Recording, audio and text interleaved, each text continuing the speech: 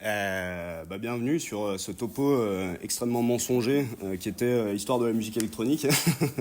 Alors en fait, il y a beaucoup de choses à dire, enfin c'est un sujet extrêmement vaste et pour tenir les 1h45 que j'ai à disposition, j'ai choisi un peu de couper le topo en deux parties. Aujourd'hui, en fait, on va pas du tout parler de l'histoire des genres qui composent la musique électronique. Donc je ne mentionnerai pas le mot techno une seule fois de tout le topo. Là aujourd'hui, on va plutôt s'intéresser au développement des technologies qui ont un peu structuré la musique électronique et en quoi ça a transformé l'intégralité de la musique. Bon déjà, on va faire un peu, on va discuter de 2-3 notions sur c'est quoi le son avant tout. Ce qu'on entend par le son, d'une manière générale, on parle en fait d'ondes sonores. C'est en fait des vibrations de l'air qui se déplacent. Là j'ai mis plusieurs des caractéristiques du son. Les deux premières sont pas si intéressantes que ça dans la musique. Celle qu'on va surtout retenir et qui va surtout nous intéresser, c'est la dernière, c'est la fréquence d'une onde sonore. La fréquence d'une onde sonore, c'est donc le nombre de répétitions par seconde, c'est le nombre de périodes par seconde. Le T là, c'est le petit lambda qu'on voit sur le signal, sauf que là on a noté lambda parce que c'est la période spatiale et non temporelle. Tu peux ralentir un peu. Ah ouais, mais j'ai 36 slides. Hein.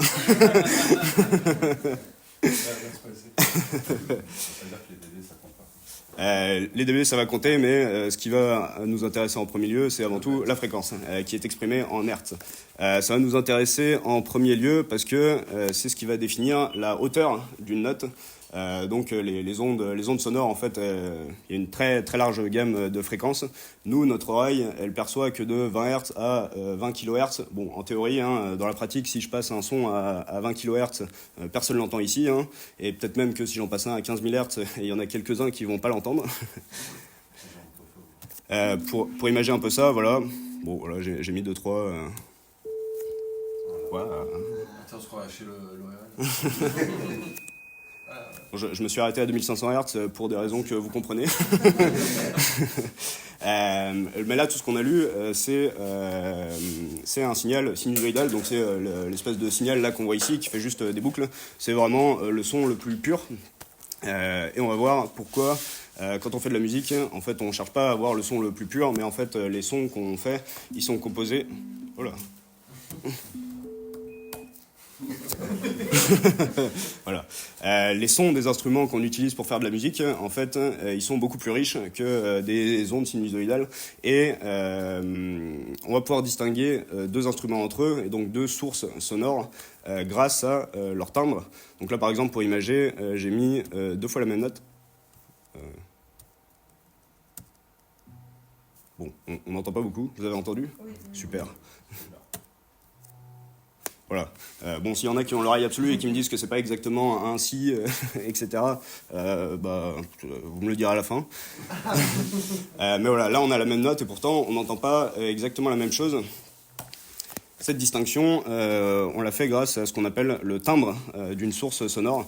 Donc là, on a imagé de manière simplifiée l'onde sonore qui émet les différents types de sources sonores. Donc là, on a un diapason au début, une flûte, une voix et un violon. Et de cette onde sonore va dépendre en fait le timbre de l'instrument, donc un peu la richesse de l'instrument. Tout ça c'est très bien, mais à vrai dire, ça, on le sait depuis longtemps. Hein, il n'a pas fallu attendre le développement des nouvelles technologies pour se rendre compte que une note d'un violon et une note d'un piano, c'est pas tout à fait la même. Mais si on veut produire et enregistrer des sons, il y a un moment où il a fallu un peu analyser théoriquement comment ça marche. Et pour ça, il y a Fourier qui nous a beaucoup aidé, pas celui des phalanstères, celui qui fait des maths. Donc voilà, c'est un mathématicien et un physicien français. Nous, ce qui va nous intéresser chez Fourier, c'est surtout ces deux équations-là. La première, c'est ce qu'on appelle une transformée de Fourier, et la deuxième, c'est les séries de Fourier. Je vais expliquer un peu les deux juste après. Alors la transformée de Fourier, qu'est-ce que c'est ? En gros, quand on trace un signal, on a l'habitude de le tracer avec un axe temporel, c'est-à-dire que là, on représente sur l'axe horizontal le temps et sur l'axe vertical l'amplitude.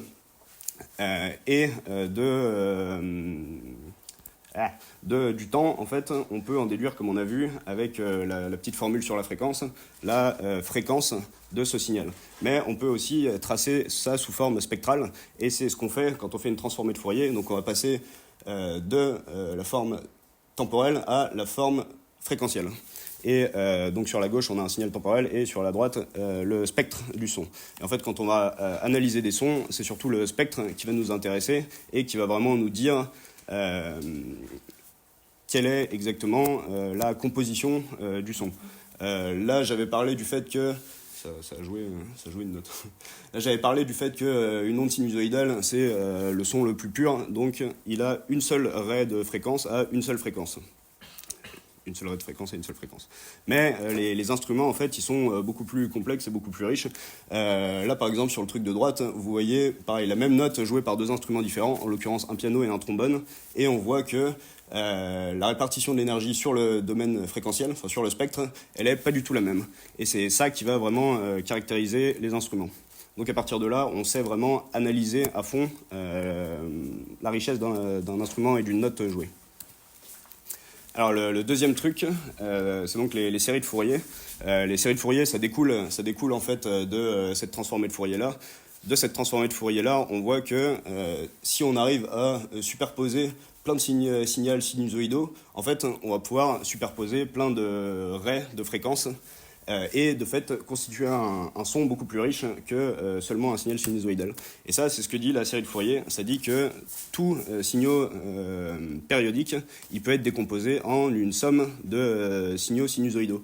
Et ça marche avec n'importe quel signal. Le là qu'on voit, on pourrait aussi le décomposer sous la forme d'une somme de plein de signaux sinusoïdaux. Donc, dans la théorie, en additionnant tout plein de signaux sinusoïdaux comme ça, on pourrait reproduire n'importe quel son, en fait. Ok, maintenant qu'on a vu un peu deux, trois notions scientifiques, on va commencer à parler un petit peu du développement des technologies qui ont permis l'émergence de la musique électronique. Alors on pense surtout, dans un premier temps, à la façon de produire du son quand on pense aux musiques électroniques. Mais en fait, ce qui a transformé un peu la musique en premier lieu, c'est comment on l'a enregistrée. Alors ça, les premiers instruments, enfin les premiers appareils qui ont permis d'enregistrer le son, je vous les ai mis là. Je vais vous passer un peu toutes les histoires de vol de brevets, etc., de batailles là-dessus.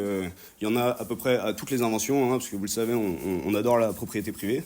Et il y a vraiment des histoires sur tous les instruments. Mais bref, le premier, donc, ça a été par Édouard Léon Scott de Martinville, qui a inventé donc le phonautographe, qui est un enregistreur, mais qui permet uniquement d'enregistrer la musique.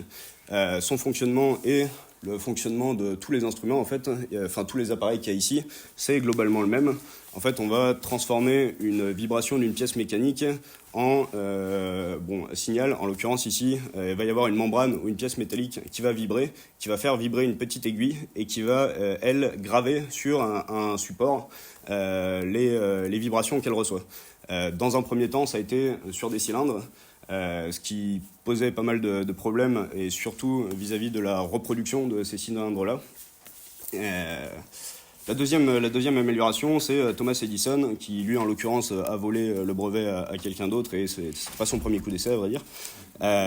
Lui, il l'a amélioré, et il a fait en sorte que ça puisse être reproduit, que son phonographe puisse reproduire les sons qui ont été enregistrés. En fait, le fonctionnement est exactement le même. J'ai dit, le son, c'est une mise en vibration de l'air. Ça veut dire qu'on va faire vibrer une membrane ou une pièce métallique, etc., qui va faire vibrer l'air, et c'est ça qui va produire le son. Et de fait, en faisant passer la même aiguille dans les sillons qu'on a déjà tracés pour enregistrer, on va faire vibrer cette membrane qui va reproduire le son. Et il va y avoir une dernière amélioration de Emil Berliner, qui lui va passer d'un support cylindrique à un support de disque, ce qui va pouvoir permettre de reproduire les enregistrements qu'on a fait. Parce qu'avec les cylindres, si on veut un certain nombre de copies d'un enregistrement, en fait, on doit l'enregistrer autant de fois qu'on veut de copies manuellement. Bon, par la suite, il y aura d'autres développements. Donc ça, c'est un tourne-disque un peu plus classique, on va dire. Donc les moteurs, les platines vont être motorisées, ce qui va permettre d'avoir une vitesse de rotation beaucoup plus stable. Et surtout, on va faire des progrès sur la gravure dans les disques. Donc là, à droite, je vous ai mis plusieurs développements de disques, à commencer par le 78 tours. C'est un peu le premier disque, on va dire, standard, qui s'apparente le plus à un vinyle qui est sorti et qui a été le premier modèle vraiment standardisé dans le commerce. S'en est suivi le 33 tours, puis peu de temps après le 45 tours. Soit dit en passant, la longueur des musiques qu'on écoute aujourd'hui, elle est encore conditionnée par le temps de lecture de ces disques-là. Le 78 tours, c'est celui qui a défini à peu près la taille d'un single. En l'occurrence, le 78 tours, il pouvait jouer entre 3 et 5 minutes de son. Donc c'est à peu près la taille de toutes les musiques commerciales qu'on écoute. Ce qui déjà à l'époque n'allait pas forcément de soi, puisque des genres musicaux comme la musique classique ou d'autres, les parties d'un orchestre pouvaient plutôt durer de 10 à 20, 30 minutes. Le 33 tours, lui, il pouvait contenir entre 20 et 30 minutes de son. C'est ce qu'on a appelé un long play. Et ça encore, c'est un peu une forme intermédiaire entre le single, le l'EP et l'album, quoi, qui peut contenir donc 7 à 8 sons. Et le 45 tours, lui, c'est ce qu'on appelle un extended play. C'est les EP. Ça, pour le coup, ceux qui écoutent un peu de musique électronique, beaucoup d'artistes publient des EP.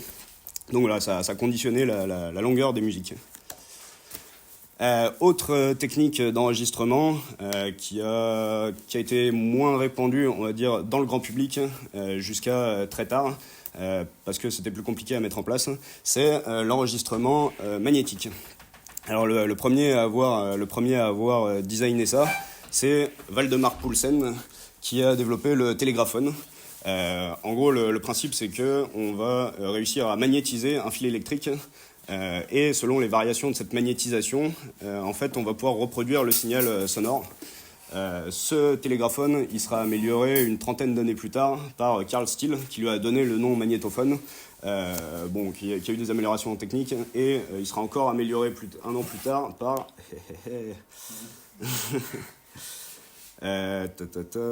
par Fritz Plummer, un an plus tard, qui lui aura transformé les fils qui servaient à l'enregistrement en bandelettes magnétiques fixées sur un papier qui plus tard sera un genre de plastique pour donner vraiment les bandes magnétiques qu'on connaît un peu aujourd'hui.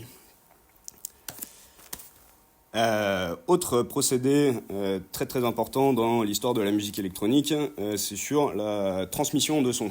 En l'occurrence, le téléphone, c'est la première fois qu'on arrive à transmettre le son uniquement par l'électricité. Alors ça, comment ça fonctionne ? Bon, c'est toujours un peu le même principe, hein. On part d'une vibration mécanique qu'on essaye de traduire sous la forme d'un signal électrique. En l'occurrence, là, il faisait vibrer une petite languette mécanique, une petite languette ferromagnétique, juste à côté d'une bobine. C'est une bobine de cuivre, de conducteur, quoi.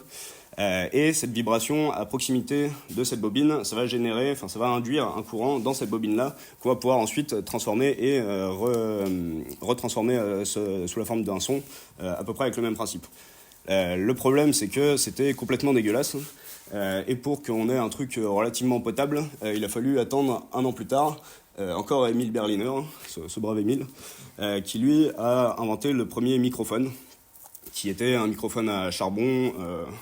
En gros, là, pareil, on utilise les vibrations d'une membrane pièce mécanique, sauf que cette fois, ces vibrations vont comprimer une espèce de cavité où il y a du charbon, et cette compression du charbon va faire varier la résistivité électrique du charbon. Et de ces variations-là, on peut créer un signal.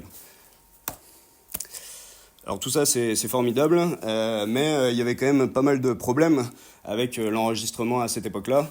Donc là, pour imager ça, sur l'image de gauche, j'ai mis un orchestre, donc un peu cloîtré dans une petite pièce, et on voit pas très bien, mais sur la droite de l'image, on voit une corne, qui est une corne de gramophone. Et le problème à l'époque, c'était beaucoup l'intensité des enregistrements qu'on fait et l'intensité du coup sonore quand on restituait le son. Et les appareils étant uniquement mécaniques étaient assez sensibles.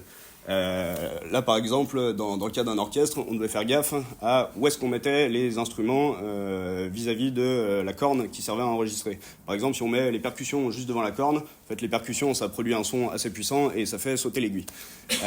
Donc, tout ça est assez peu pratique. Il y a eu quelques expérimentations d'enregistrer devant des cornes absolument énormes pour essayer de capter le plus de son possible, mais ça restait pas très pratique. Le gros changement qu'il y a eu à ce niveau-là, c'est en 1906 par Lee De Forest, qui a inventé la triode.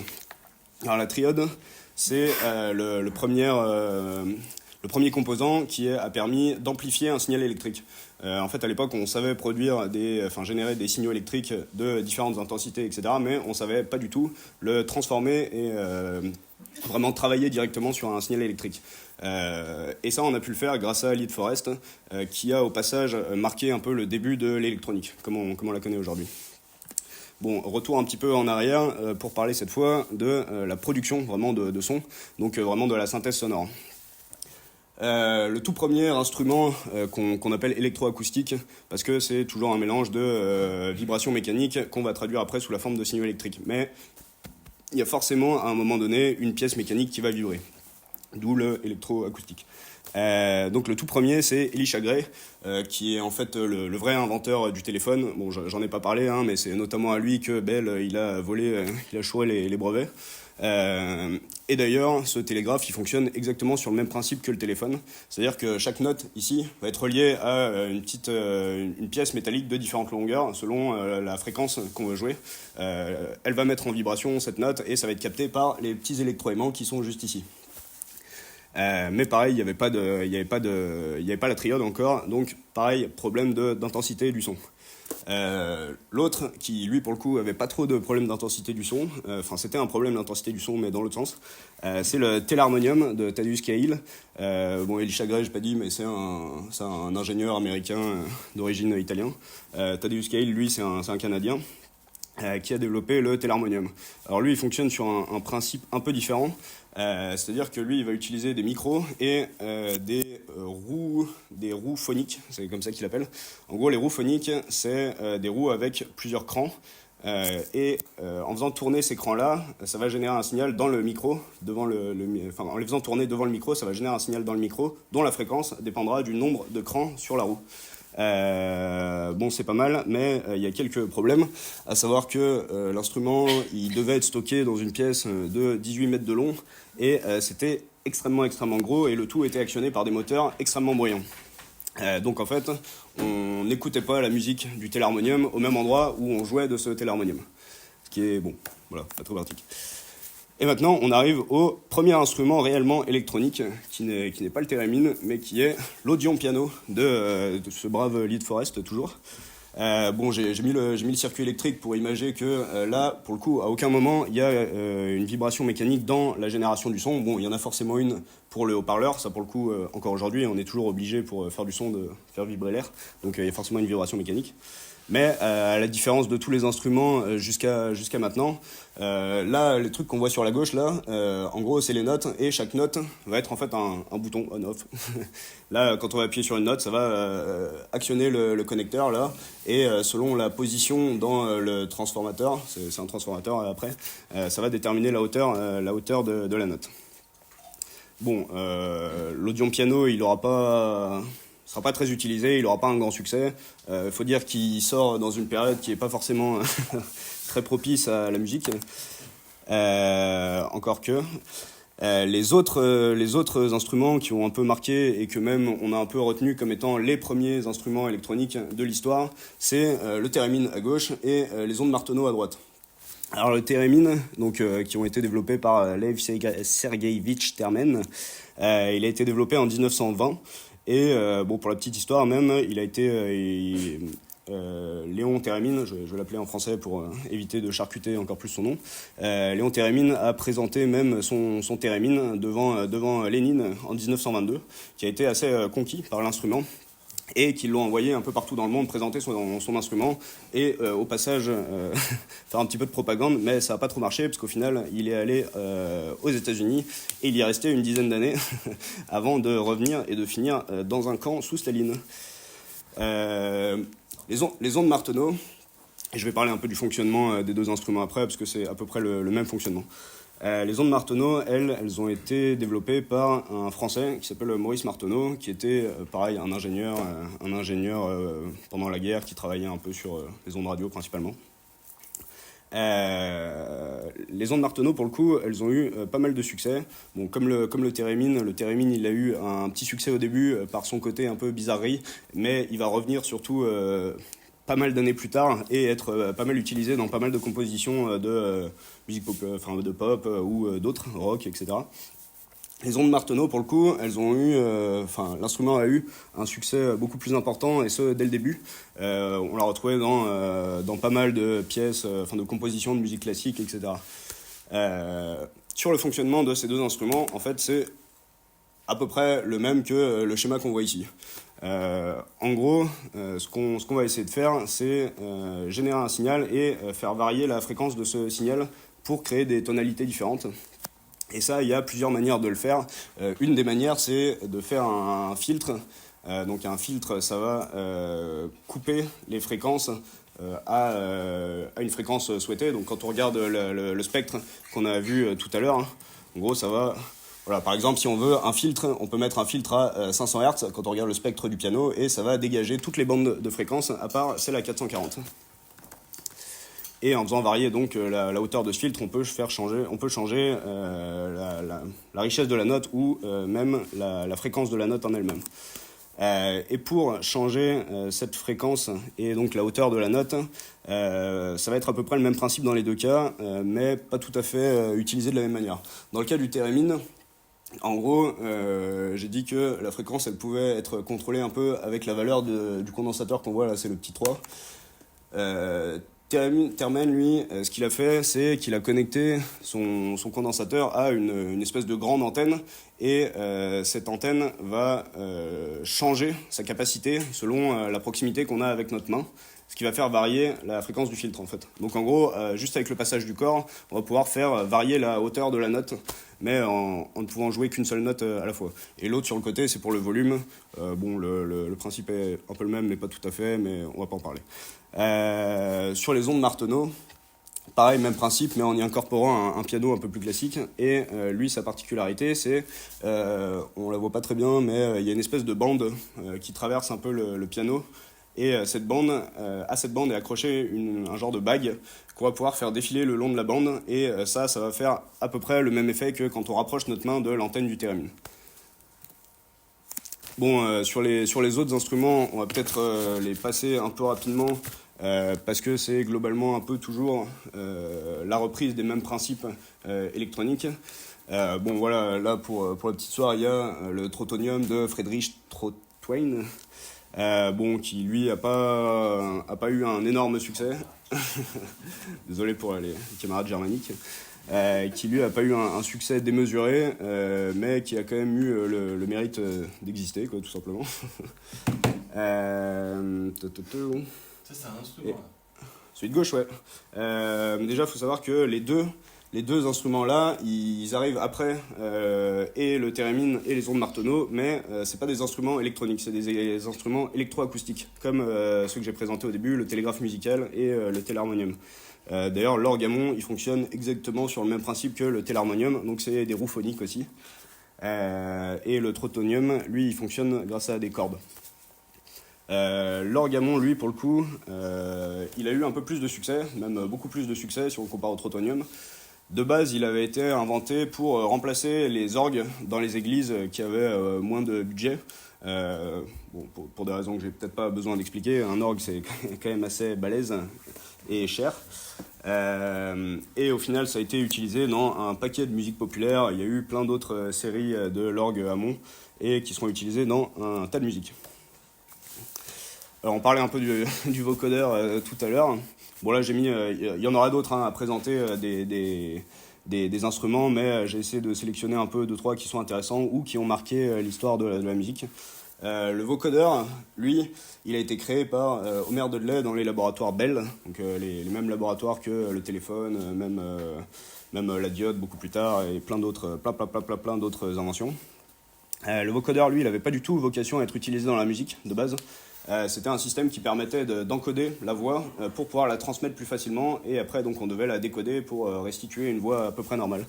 Le problème, c'est que c'était un peu dégueulasse et ça transformait tellement la voix qu'on ne comprenait plus grand chose. Par contre, ça a été repris du coup dans l'industrie musicale, précisément parce que ça transformait tellement la voix que ça la rendait un peu dégueulasse, mais ça donnait un peu une texture intéressante à la voix. C'est un peu les voix très robotisées qu'on peut entendre. On peut changer, on peut modifier plein de paramètres du vocodeur. Et le presque dernier instrument dont on va parler ici, c'est le pré-piano de Rhodes. Il y a peut-être un S d'ailleurs à Rhodes, de Harold Rhodes, que vous connaissez peut-être, hein, qui est un des gars à l'origine de la marque Fender Rhodes, qui ont notamment produit tout un tas de pianos électriques qui ont été absolument fondateurs dans l'histoire de la musique, et même pareil sur leurs guitares, qui sont très très connus. Puisqu'on parle de guitare, hop, les guitares électriques, qui elles ont été, bon, je les ai mises un peu à part, même si ça a été inventé avant, quoi, les derniers instruments qu'on a présentés. Elles ont été inventées en 1931. Bon, il n'y a pas énormément de trucs à dire, enfin il y aurait plein de trucs à dire sur l'aspect artistique, sur le côté technique, il n'y a pas tant de trucs à dire que ça, c'est à peu près le même fonctionnement qu'une guitare, donc on fait une sonorité grâce aux vibrations d'une corde, dont la hauteur va dépendre de notre position du doigt sur le manche, on va dire. Désolé pour ceux qui font de la guitare, hein, je ne suis pas du tout musicien en fait. Hein. Et ces vibrations-là, plutôt que d'être amplifiées de manière acoustique par le corps de la guitare, en fait, ça va être capté par des micros et qui vont avoir le rôle d'un micro. Donc transformer l'onde sonore en un signal électrique. Tout le corps en bois sert à rien. Ça peut servir, hein. Ça peut servir. Il y a eu quelques guitares qui avaient même qui avaient un peu une caisse de résonance, des trous, même si c'était électrique. Mais voilà. Aujourd'hui, je suis plus sûr que ça se fait encore. Moi, je regarde Anthony parce que voilà, mais ouais. Voilà. Comme s'il y a des espèces de. S'il y a des espèces de guitares avec des ouïes un peu. Ouais. Des trucs pour faire de la folk. Il y a des gens qui ont quand même essayé de faire l'expérience de c'est quoi une guitare où tu mettrais pas du tout de bois. Il y a une vidéo, ça a été fait il y a 2 ans, et en fait, il déconstruit complètement sa guitare, et après il n'y a plus rien, quoi. Il n'y a plus de décor, de quoi l'étendre, et un micro, et en fait il montre juste parce qu'il y a tout un truc de quel bois va faire quel son. C'est du flanc, le bois ne sert à rien. Très bien. Ouais, c'est sur le Juste avoir la classe, le confort de jeu. Très bien, très bien. Bon, histoire de respecter un peu quand même le titre initial de mon topo, je vais quand même essayer un peu de parler de musique électronique. Du moins, on va parler d'une définition de la musique électronique. Bon, alors moi, comme je pouvais pas mettre de citation de Marx, j'ai mis une citation de Electronic Music Factory. La date, c'est de la merde, hein, je l'ai mis au pif. La première partie de cette définition, en fait, elle va pas tant nous intéresser, même elle est discutable. C'est plutôt la deuxième partie qui va me servir de transition. Elle suit des constructions qui dépassent le traditionnel couplet, refrain, couplet, et la dernière partie, leurs caractéristiques tenant au moins autant dans leur sonorité et dans leur rythmique que dans les mélodies ou les textes. Alors pourquoi j'ai attendu jusqu'à maintenant pour essayer de donner un peu au moins un caractère de ce qu'est la musique électronique. En fait, il y a 2 raisons principalement. La première, c'est que rien que le terme musique électronique, il apparaît en fait en 1951 en Allemagne.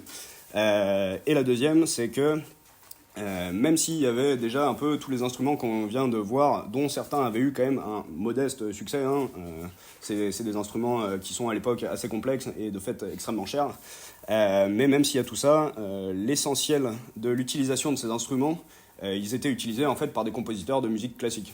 C'est-à-dire qu'on faisait de la musique comme on la faisait avant, seulement avec des instruments qui font des sons bizarres. Pour ça, il a fallu quand même 2-3 pélos pour changer un peu notre manière de penser la musique. À commencer par, bon, en fait, on pourrait remonter bien avant en soi avec Bach, etc. Mais on va quand même commencer par Luigi Russolo. Qui est un gars qui appartient à un mouvement philosophique, artistique qui s'appelle le futurisme. S'il y en a qui étaient au topo sur la danse hier, ça a été un peu évoqué. Bon, ça a été évoqué l'aile russe après la révolution russe. Ici, c'est plutôt l'aile italienne. Les deux ont suivi des trajectoires assez différentes. Je vous laisse imaginer comment a fini l'aile italienne. Mais voilà, c'est un mouvement qui s'inspire un peu des transformations sociétales qui sont en cours au début du XXe siècle et même un peu avant sur l'industrialisation. Et Luigi Russolo, ça va être un peu le premier à essayer de casser la distinction entre un son et un bruit, et de fait d'incorporer des bruits dans ces sons. Alors on va écouter, hein. Là ça va être le moment un peu marrant. Ou pas, ouais, c'est effectivement. Alors. Et.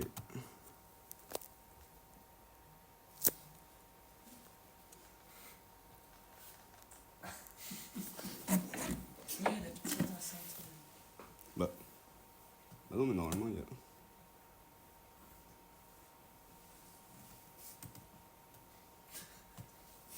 C'est vachement avant-gardiste. C'est pas l'enceinte, tu vois? Ah, mais elle est éteinte. Hé hé. Et le mec, ah mais, Ne t'inquiète pas, je suis un professionnel. il te fait le spectre, la longueur d'onde, Voilà. et il a pas appuyé sur la suite, c'est le second.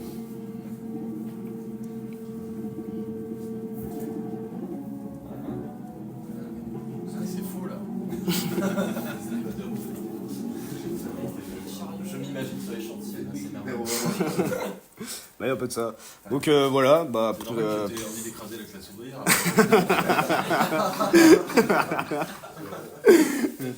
Voilà, ce gars a fait des machines à bruit. C'est des machines à bruit, hein. Je sais pas trop comment ça marche, mais c'est des machines à bruit.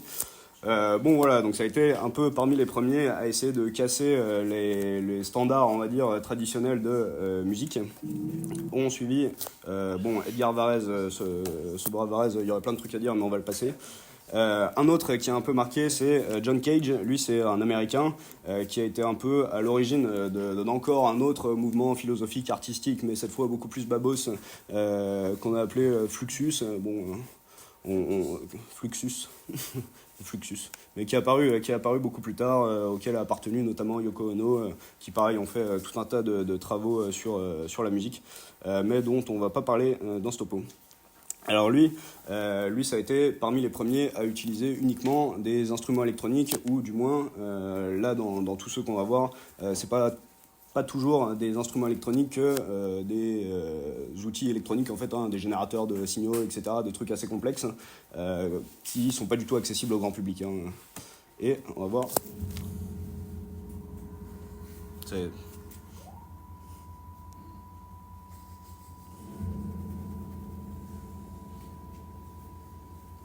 Attention. Ah.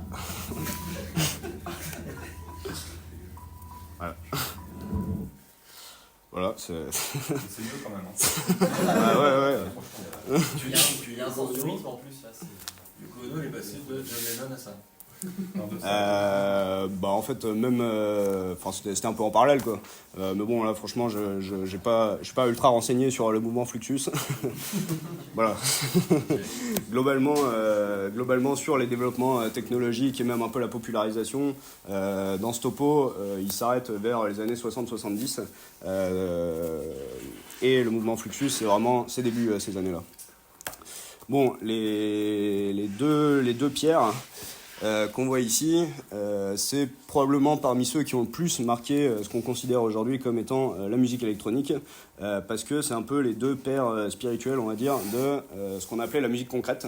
Donc Pierre Schaeffer plutôt sur l'aspect théorique, et Pierre Henry plutôt sur l'aspect artistique, et vous allez voir c'est très artistique.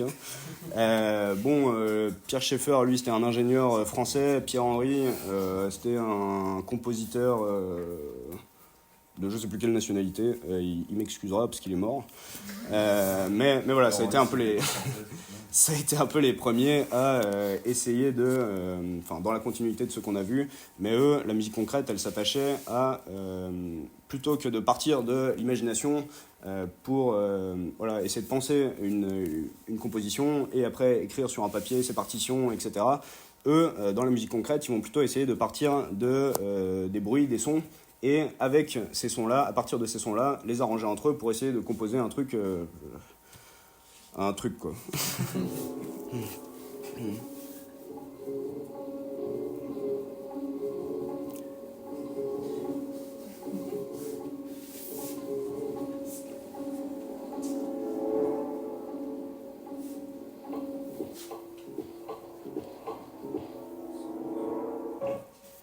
C'était très musique de film en fait.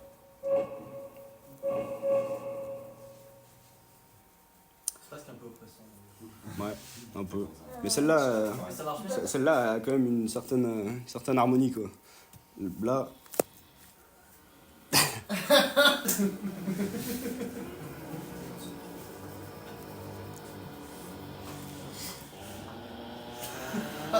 Pof, je te vois ça.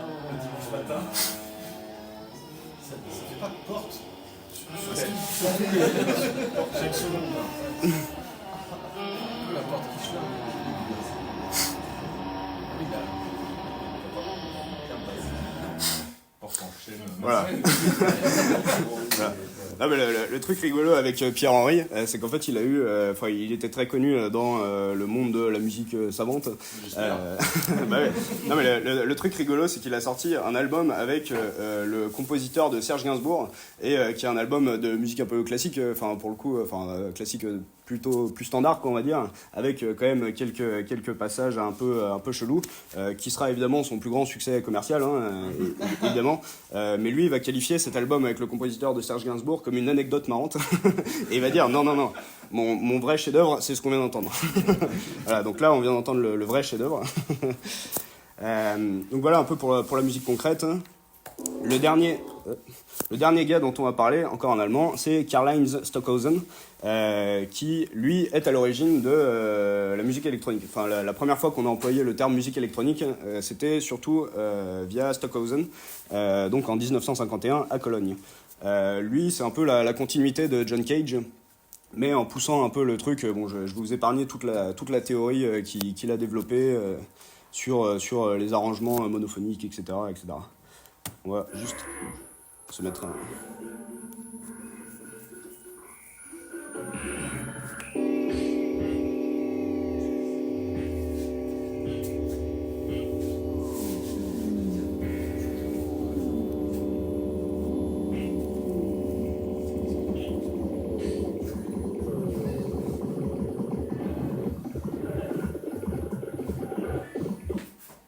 Voilà. Bon, Bah, en vrai, j'aurais juste une boîte à rythme et ça passe bien. Bah ouais. Mais voilà, faut savoir aussi que la musique concrète et la musique électronique, c'est un peu deux tendances qui ont émergé dans la fin des années 40, les années 50, et qui étaient un peu vues en opposition les unes aux autres. La musique concrète partant donc de bruits concrets qui a vraiment émergé grâce au progrès dans l'enregistrement, pour le coup, l'enregistrement et la diffusion, alors que là, dans le cas de la musique électronique, bah là, pour le coup, il n'y a aucun problème sur la définition de musique électronique, c'est de la musique électronique. Et c'est uniquement généré par des générateurs de sons, etc. Bon, tout ça c'est très bien. Ces gens-là, ils ont quand même largement participé un peu à transformer la manière qu'on avait de concevoir la musique. Mais il y a quand même un point commun entre tous ces gens-là, c'est que c'est globalement tous des bourges et qui faisaient de la musique savante. Bon, autrement dit, c'est vraiment de la musique faite par des bourges, pour des bourges. Donc pourquoi pas, mais on peut pas vraiment parler de transformation musicale tant que ça reste dans un cercle aussi restreint et fermé. Et pour ça, il a fallu un moment que ça se diffuse beaucoup plus largement. Et ça, il y a eu, on va dire, deux phénomènes qui ont largement popularisé les musiques électroniques. Le premier, c'est le cinéma. Alors ça a surtout popularisé les sonorités issues des musiques électroniques dans l'oreille, on va dire, du grand public, même si ça restait encore des ingénieurs, compositeurs, enfin des bourges qui produisaient cette musique. Bon, là j'ai mis un exemple super connu, il y en aurait d'autres, et j'ai mis peut-être pas la musique la plus marquante sur le plan expérimentation sonore, on va dire, mais c'est fait par un gars, Giorgi Ligeti, qui est un compositeur roumain qui aurait eu sa place en vrai dans la partie d'avant sur la liste des ingénieurs, artistes, techniciens qui ont pas mal marqué l'histoire de la musique électronique. Lui aussi a fait de la musique électronique dans la continuité de Stockhausen, mais il a aussi fait beaucoup d'orchestres, etc. Et bon, vous connaissez sûrement un peu cette musique.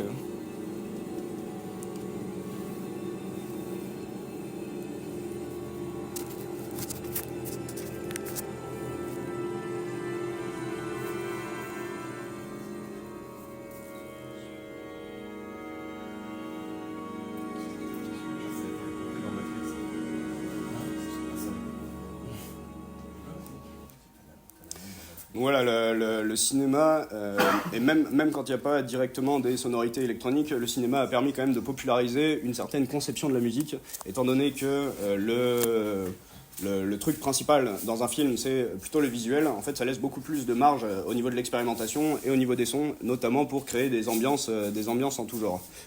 Donc ça, c'est un peu ce qui a popularisé, à l'oreille du moins, le grand public aux sonorités électroniques. Mais pour que ça passe vraiment dans le domaine populaire, il faut aussi que les gens en fassent de la musique électronique. Et ça, c'est arrivé avec la démocratisation, on va dire, des synthétiseurs. Enfin, on en parle. Alors, les synthétiseurs, ça vient d'une manière de synthétiser le son dont on n'a pas encore parlé. Jusqu'à maintenant, tous les instruments dont on a parlé, en fait, essayaient de superposer des ondes pour créer un son. Bon, le synthétiseur, lui, il va faire un peu le truc inverse, c'est-à-dire que grâce au progrès de la technologie, la miniaturisation des composants, etc., on va être capable, de manière uniquement électronique, de générer des signaux complexes. C'est-à-dire pas uniquement un signal sinusoïdal un peu nul, mais des signaux beaucoup plus complexes, donc beaucoup plus riches quand on regarde sur le domaine fréquentiel, donc si on regarde leur spectre, et partant d'un spectre beaucoup plus complexe, après on va essayer de travailler la matière sonore en enlevant des fréquences, en amplifiant d'autres fréquences, etc. C'est ce qu'on va appeler la synthèse soustractive, par opposition à la synthèse additive qui consistait à juste empiler des ondes un peu en tout genre sans trop les travailler. Alors ça, c'est un exemple de circuit électronique, d'oscillateur en gros. Bon, c'est un oscillateur très simpliste. Alors pour la petite anecdote, j'ai fait le schéma électrique sur un logiciel hier soir, mais en fait, j'ai jamais réussi à le faire tourner. je voulais faire une présentation en direct parce que c'est un logiciel qui permet de simuler les ondes, enfin le signal en tout point du circuit. Donc vous allez devoir me croire sur parole quand je vous dis que si on regarde à cet endroit-là, ça fait un signal carré, et quand on regarde à cet endroit-là, ça fait un signal triangulaire. D'ailleurs, accessoirement aussi, la première boucle là qu'on voit là avec un triangle et deux résistances bouclées sur elles-mêmes, c'est un montage qu'on appelle un trigger de Schmitt. C'est une manière très facile de générer un signal carré, et ce montage-là, en fait, il était utilisé à peu près dans tous les appareils qui génèrent un peu du son, genre les Game Boy, tout un tas de trucs qui généraient des sons, quoi. On utilisait ça. Parce que le signal carré, en fait, c'est très facile à coder. C'est des 0 et des 1. C'est des 0 et des 1, tout à fait. On peut imager ça. Bon, on va pas faire une démonstration totale de déjà ce qu'est ce logiciel. Là, c'est juste pour imager un peu ce qu'est la synthèse soustractive. En l'occurrence, là, on peut...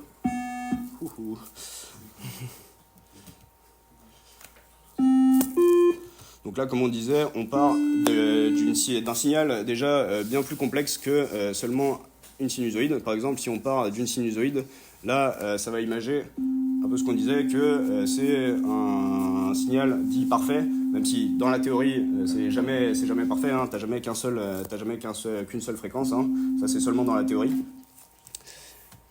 Et on va réussir à créer des ondes un peu différentes. Donc là, on voit, c'est une dent de scie, si on regarde un peu.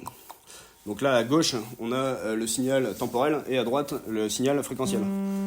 Donc là, quand on regarde ça, on voit que sur le domaine fréquentiel, c'est beaucoup plus riche. On va faire ça. Et donc nous, quand on va travailler un peu sur la musique dans la synthèse soustractive, en fait, on va tout simplement enlever, amplifier ou modifier, on va dire, toutes les bandes qu'on voit ici. Et d'ailleurs, on peut même imager un peu ce qu'est une série de Fourier en réduisant le filtre.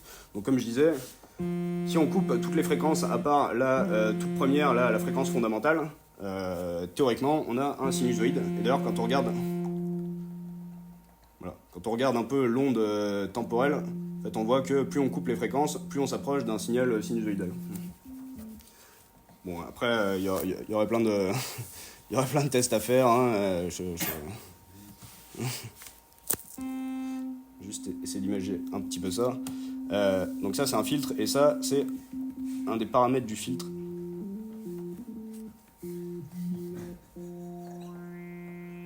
Voilà. Là, cette espèce cette espèce de petite résonance qu'on entend.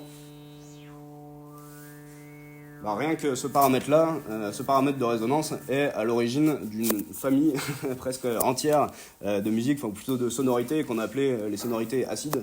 Donc c'est un peu ce qui a donné naissance à voilà, l'acid house, acidcore, tout ce que vous voulez. Mais encore une fois, un simple paramètre a fait émerger presque des genres entiers, quoi. C'est assez exceptionnel. Donc les synthétiseurs, bon, on va s'arrêter un peu là sur l'aspect technique, parce que la grande majorité des synthétiseurs qui sortiront après, qu'ils soient analogiques ou numériques, c'est des synthétiseurs qui utilisent la synthèse soustractive. La différence entre analogique et numérique, ça par exemple, c'est des oscillateurs analogiques, c'est-à-dire qu'il n'y a que des composants analogiques, quoi, réels. La différence avec un synthé numérique, c'est que au lieu d'avoir ça, on aura une espèce de microcontrôleur avec des tableaux dedans, et c'est ces tableaux qui vont générer la forme d'onde. Mais le reste sera exactement pareil. L'onde sera générée par donc des tableaux quoi, qu'on aura traduits du numérique à l'analogique sous forme de signal. Mais en fait, après, le traitement sera exactement le même. On va utiliser des filtres, des égalisateurs, etc., etc. Bon, j'ai mis trois synthétiseurs qui ont un peu marqué l'histoire de la musique électronique. Si j'avais pas terminé mon topo hier à minuit, j'aurais essayé de mettre un petit peu plus de musique dans lesquelles on les entend, parce que vous avez très très certainement entendu ces synthétiseurs-là dans un paquet de musiques qui ont un peu marqué les années 70-80.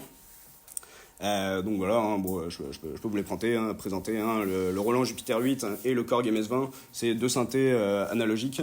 Le MS-20 a lui une petite particularité, c'est qu'il est ce qu'on appelle semi-modulaire.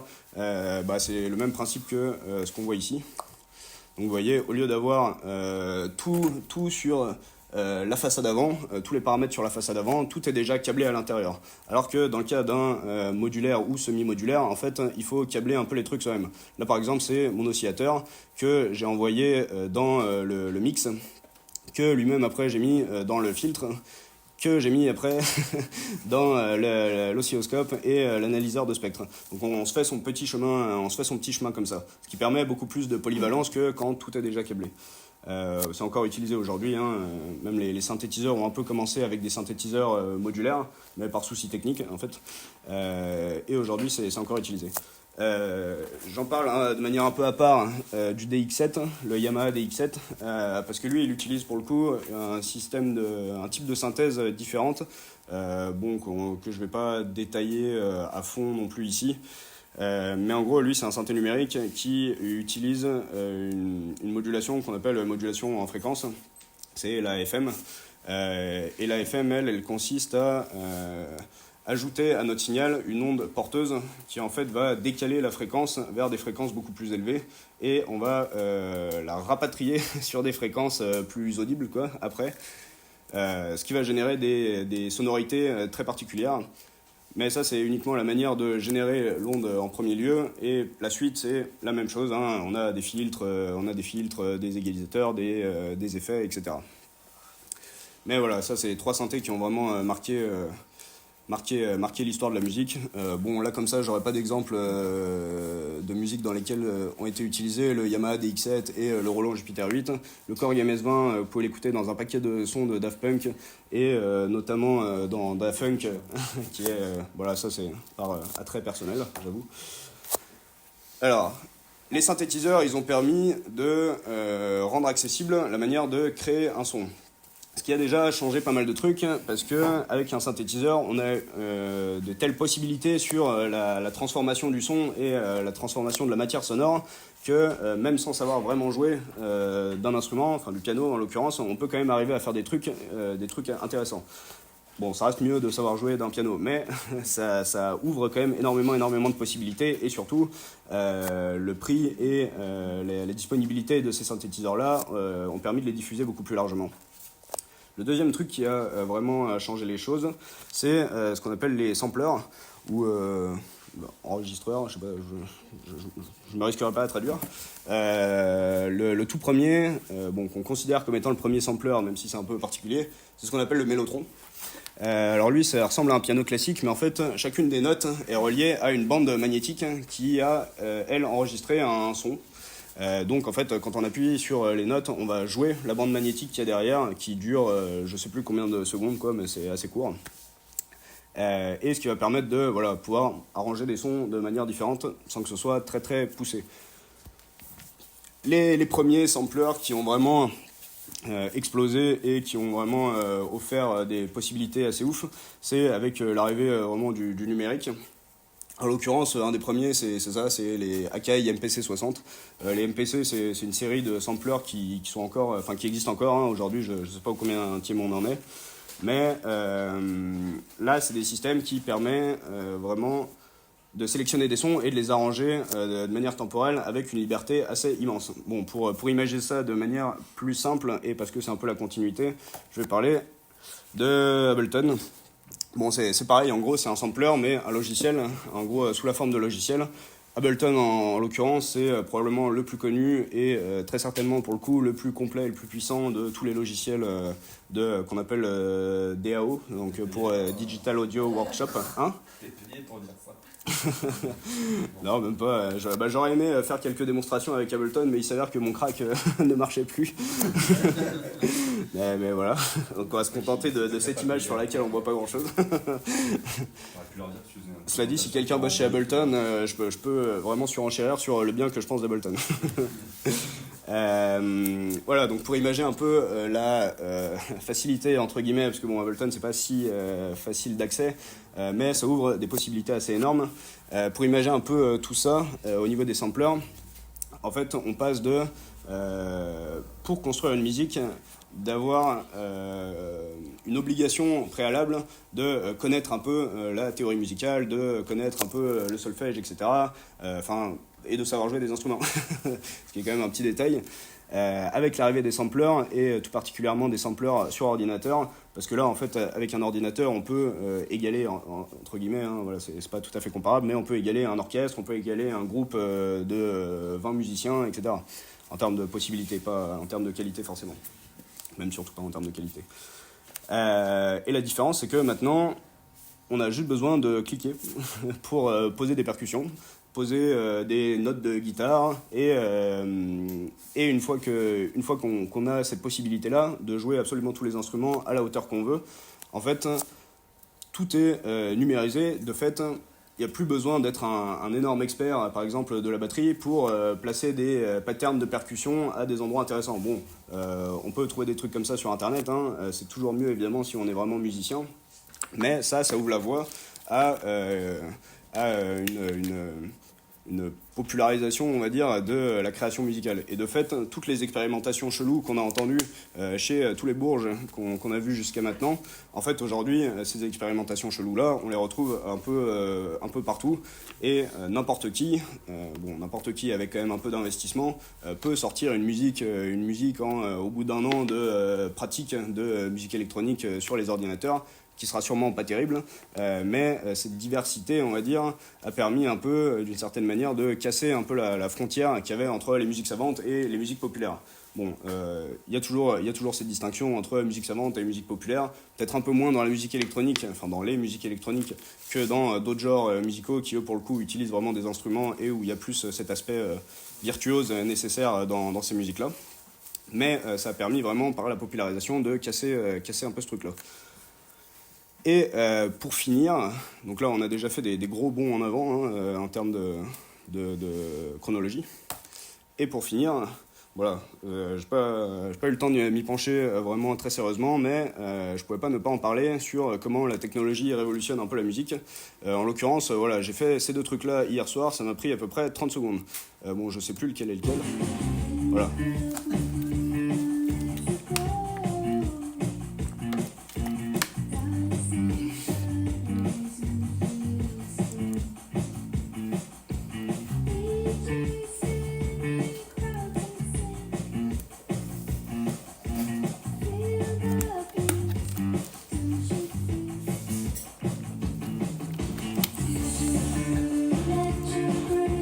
Voilà, bon, en vrai, on en pense ce qu'on veut, ouais, c'est avec le logiciel là. On en pense ce qu'on veut, hein, mais pour créer ça, qui est quand même une musique bien construite, quoi. On a un rythme, on a des instruments, c'est à peu près harmonique, etc. Et ben en fait j'ai juste tapé électronique, rock, indie rock. Voilà. Après l'intelligence artificielle elle a réfléchi à peu près 30 secondes et elle m'a généré ce truc là. Bon là j'ai mis un autre exemple où j'avais mis quoi? J'avais mis drum and bass, laser sounds et breaks je crois. Here we go, feel the beat, blaze the lights, in the streets, energies, we got the feet. Feel the movement, so complete, big drop heads,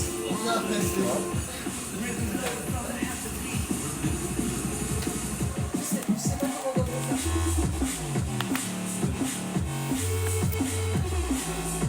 Je trouve ça vraiment bien. Enfin,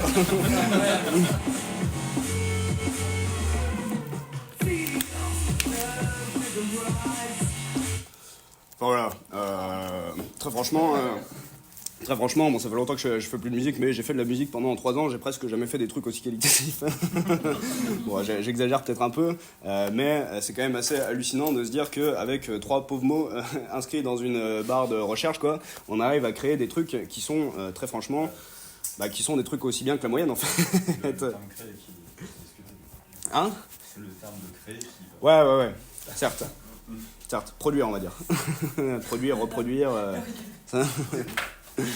Mais voilà, et en plus de ça, là on en est vraiment un peu au début un peu de l'intelligence artificielle. Donc à ce niveau-là, la question qu'on peut un peu se poser, c'est jusqu'où ça va aller et à quel point en fait l'intelligence artificielle et d'une certaine manière la technologie d'une manière générale sont pas en train de, on va pas dire détruire l'art quoi, mais du moins subordonnent entièrement l'art à la technologie et voire même dépassent un paquet d'artistes de par ces technologies-là. Et voilà. Et j'ai fini.